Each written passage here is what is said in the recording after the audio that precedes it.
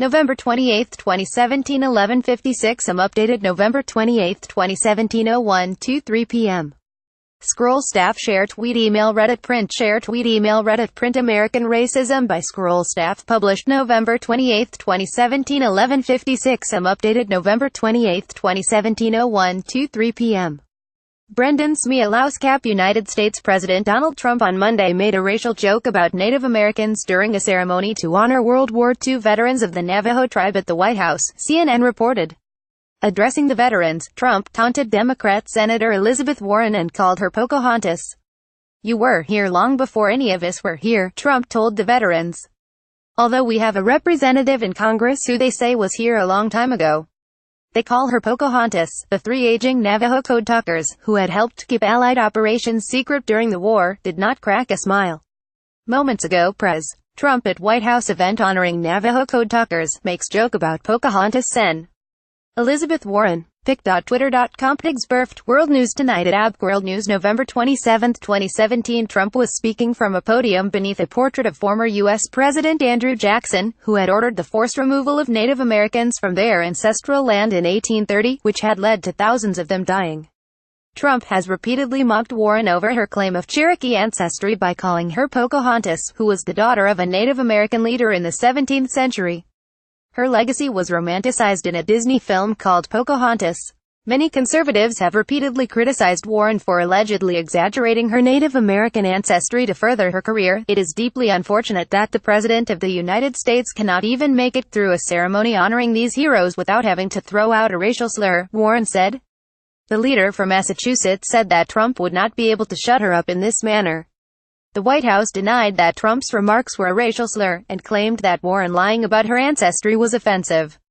We welcome your comments at letters@scroll.in. United States Native Americans. Donald Trump. Pocahontas sponsored content by published November 17, 2017 01:53 p.m. created using IMG Flip share tweet email Reddit print share tweet email Reddit print. Having come of age in the age of the internet, millennials had a rocky start to self-expression. Indeed, the internet allowed us to personalize things in unprecedented fashion, and we really rose to the occasion. The learning curve to a straightforward firstname.surname at ____mail.com email address was a long one, routed through cringeworthy email ids like coolgal1234@hotmail.com. You know you had one. Making a personalized email id was a rite of passage for millennials after all. Declaring yourself to be cool, a star, a princess or a hunk boy was a given, for how else would the world know? Those with eclectic tastes, read juvenile groupies, would flaunt their artistic preferences with an elitist flair. You could take for granted that BitBeatlemania at hotmail.com and HPFan at yahoo.com would listen to Bollywood or read Archie comics only in private. The emo kids, meanwhile, had to learn the hard way that employers probably don't trust candidates with email ids such as depressingdystopian@gmail.com. Created using IMG Flip and with chat rooms, early millennials had found a way to communicate, with interesting results. The oldest crop of millennials, 30-year-olds, learned to deal with the realities of adolescent life hunched behind anonymous accounts, spewing their teenage hormone-laden angst, passion and idealism to other anonymous accounts. Skater_chick could hide her ineptitude for skating behind a convincing username and a skateboard-pedaling red-haired avatar, and you could declare your fantasies of world domination, armed with the assurance that no one would take you seriously. With the rise of blogging, millennial individualism found a way to express itself to millions of people across the world. The verbosity of intellectual millennials even shone through in their blog URLs and names. Girl Wa Travels could now opine on her adventures on the road to those who actually cared about such things. The blogger behind Centopetunia.blogspot.com could choose to totally ignore petunias and no one would question why. It's a tradition still being staunchly upheld on Tumblr. You're not really a Tumblrer if you haven't been inspired to test your creative limits while crafting your blog URL. Fantasy literature and anime fandoms to pop culture fanatics and pizza lovers, it's where people of all leanings go to let their alter ego thrive. Created using IMG Flip, and of course social media became the new front of self-expression on the internet.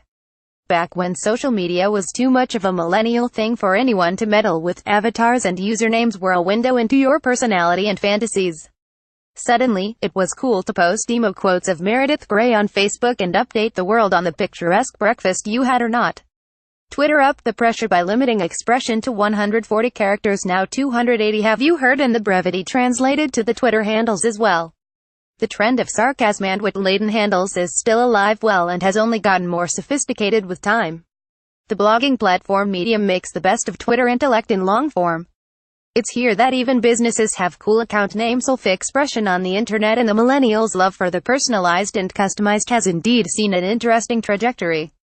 Most millennial adolescents of yore, though, are now grown-ups, navigating an adulting crisis of mammoth proportions. How to wake up in time for classes, how to keep the boss happy, how to keep from going broke every month, how to deal with the new F word, finances. Don't judge, finances can be stressful at the beginning of a career. Forget investments, loans, and debts. Even matters of simple money transactions are riddled with scary terms like beneficiaries, NEFT, IMPs, RTGS, and more. Then there's the quadruple checking to make sure you input the correct card, IFSC, or account number. If this wasn't stressful enough, there's the long wait while the check is cleared or the fund transfer is credited. Doesn't it make you wish there was a simpler way to deal with it all? If life could just be like created using IMG Flip, lo and behold, millennial prayers have been heard. Airtel Payments Bank, India's first, has now integrated UPI on its digital platform, making banking over the phone easier than ever. Airtel Payments Bank UPI, or Unified Payment Interface, allows you to transfer funds and shop and pay bills instantly to anyone anytime without the hassles of inputting any bank details, all through a unique virtual payment address.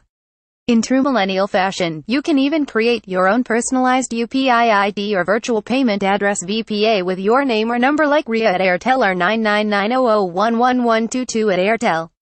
It's the smartest, easiest, and coolest way to pay, frankly, because you're going to be the first person to actually make instant, costless payments, rather than claiming to do that and making people wait for hours. To make life even simpler, with the My Airtel app, you can make digital payments both and offline using the Scan and Pay feature that uses a UPI QR code. Imagine, no more running to the ATM at the last minute when you accidentally opt for card or don't have exact change to pay for a cab or coffee. Opening an account takes less than 3 minutes, and remembering your VPA requires you to literally remember your own name. Get started with a more customized banking experience here.